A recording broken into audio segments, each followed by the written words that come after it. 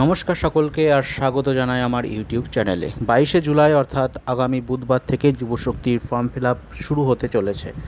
যেহেতু আগের থেকেই এই বিষয়ে খবর পাওয়া যাচ্ছিল, সুতরাং 22শে জুলাই ফর্ম প্রকাশের অথবা কোনো অনলাইন সাইটের ফর্ম ফিল আপের জন্য কিন্তু সেই সাইটটি ওপেন হতে চলেছে, অথবা কোনো ফর্ম পিডিএফ আকারে সেটি কিন্তু বেরোতে চলেছে, এমনটাই মনে করা হচ্ছে। যেহেতু অক্টোবর মাস থেকেই এই প্রকল্পটি কার্যকর করা হবে এমনটি জানানো হয়েছে, সুতরাং জুলাই এর 22 তারিখ এর দিকে সকলেরই নজর রয়েছে।